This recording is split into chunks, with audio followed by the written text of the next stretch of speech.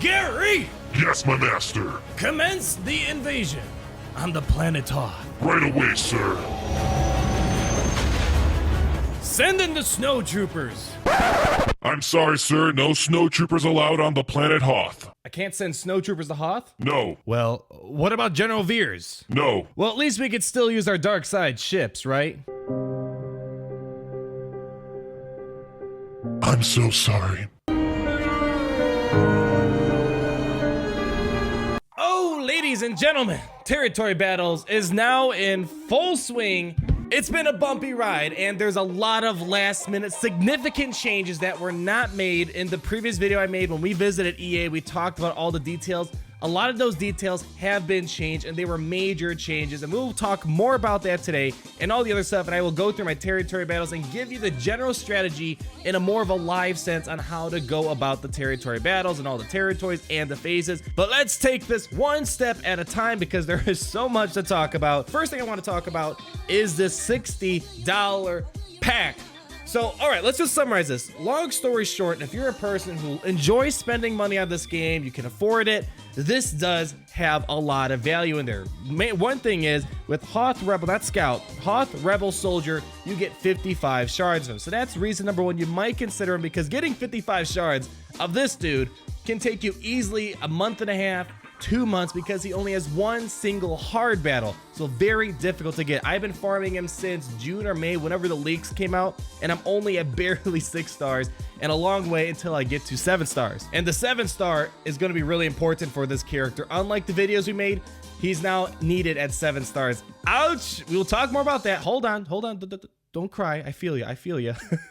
2 stun cuffs, usually both valued at 1,400 crystals apiece. We also have a full piece of the Mark 8 biotech implant, also worth at least over 2,000 crystals. 2 Mark 5 stun guns. Oh my goodness, everyone needs one of these, and I have a giant list of characters that can use these right now. So those are easily valued at over 2,000 crystals as well. And then we have one of these bad boys. These definitely are hard to acquire as well, so that's over 1,400 crystals right there. We got a Merson shield generator, very hard to get. We also have a Mark 6 droid collar. This is new, that has been added to the game as a result of Gear 12 dropping. Oh, that's just another thing on our to-do list to talk about. So this is another really important piece that you cannot buy anywhere else right now. And then lastly, we have a Mark 9 biotech implant. Again, a very valuable piece. A lot of valuable pieces here, and just between this pack, a lot of people are taking characters to Gear 12 right away, and there are full Rebel teams at Gear 12. Yeah, I know, it's getting pretty scary right now. So for $60, you definitely are getting a lot of value. So if you're someone who spends money in this game, this is something that might be worth your time, especially if you like to buy gear. A lot of stuff in here. I don't think this is going to benefit me at all, although if you're someone who spends money, this is a really great value right here. But again, I'm not going to be buying this. You won't be seeing me acquiring this because the $60 is not going to get me that far in the game, I think. Plus, you know, I enjoy using $60 for other things, maybe for school, taking out family to dinner, other stuff like that. So lately, I don't think money's getting you that far, especially with the gear grind getting tougher and tougher. The money doesn't seem like it's going to be taking you that far. Second thing, Gear 12 is now in full swing, and they kind of have capped it in a way where you can't just outright buy everything like you can to get to Gear 11. You can't buy the Gear 12 stuff in the shipments as of now. However, a lot of the stuff you can get just by farming through normal battles. So this is a new item that comes with Gear 12, and I need to get 2 of these in order to bump up Captain Luke Skywalker to Gear 12. So I'm just gonna go and sim all this right now, and let's see. So we got 5 pieces of those. A lot of people already have a bunch of Gear 12 characters in Arena. It's insane. However, Gear 12 seems to be more of a durability upgrade. So if you're someone that's looking to get a giant boost to health and protection, roughly 30% increase, that's one reason to go to Gear 12. I'm going to make a whole separate video on how Gear 12 has affected the game, show you the stats, the before and after Gear 12, so you can understand how it's impacted the game. But right now, no speed increases, it looks like, with Gear 12, and it's mostly a protection and health bump to your characters. And now, territory battles. Now, I've been busy all day. I'm kind of late to the whole party right now, and a lot of things, a lot of things have changed over the 1 week my video was released, as well as Mobile Gamers and Warriors. We all released videos, we showed requirements, we talked about what the strategies are. Some of that stuff is changed, with the most noticeable thing and the most important change that's really significant is how you will get Rebel Officer Leia Organa. Before, in the video that we made, we showed that you only needed a 5-star Hoth Rebel Soldier and a 5-star Captain Han Solo. Very reasonable requirements. I didn't think that was bad whatsoever. Now, within the past week, something changed, and of course, let me just state this out. It was a beta that I was playing at, and betas are always subject to be changed. Anytime I signed a document regarding looking at betas, it always says information is subject to be changed. So again, this is something that's understandable, but this change is just crazy significant. It's a huge change. Now the requirements for Rebel Officer Leia Organa is that we need a 7-star Hoth Rebel Soldier and a 7-star Captain Han Solo. Now the latter with Captain Han Solo, it's not horrible. Yeah, it's going to take about 3-4 weeks probably to get him to 7 stars.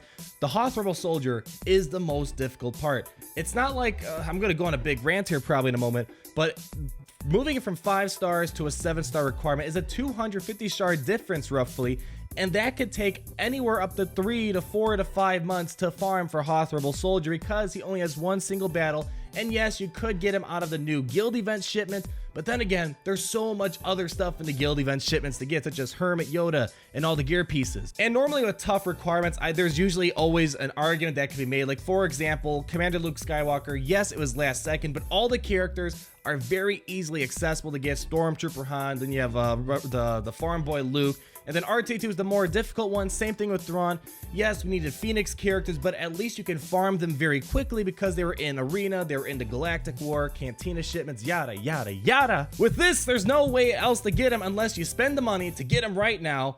You can either get them through that $60 pack or through Chromium packs, as well as the whole guild event shipments, but there's so much stuff in there, or you're gonna have to wait several months in order to get them to 7 stars, and some guilds might not take that as an answer.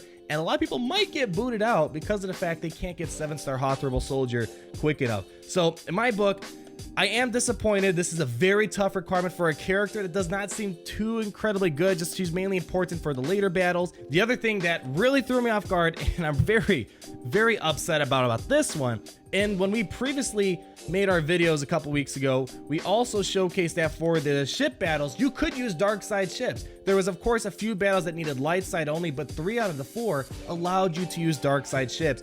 Now that is out of the picture, and now we only have light side ships. So anyways, those are the big things I wanted to point out, and there are a few more little things that I need to point out to clarify, because a lot of the stuff in territory battles, it's very overwhelming, a lot of information. So I'm going to try to break things down right now in the video, so hopefully we can maybe get a better understanding of how this works. Now that we know what's needed and what changed, let's get into it and try out my first attempt in the first territory of Hoth Invasion. So now the first thing, once you go into the first territory, you have a little tutorial guide that tells you that you should be deploying your characters first. Scratch that out of your head, read my lips.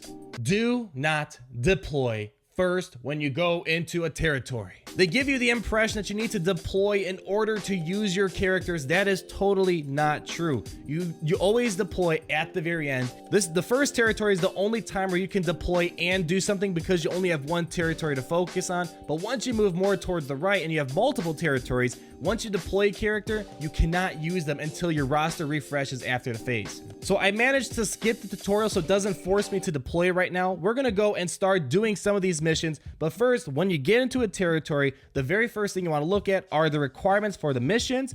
So they tell you exactly what the missions are all about. We need 2-star light side characters. So the first territory is not all that bad. You also need 2-star light side characters, so very relaxed requirements for this. But after you look at the requirements for the battles, before you even start them, go straight into the platoon and look at what the requirements are for the platoons. So now, since I'm late to the game, my whole guild, they were on top of this and maximized all of the platoon stuff.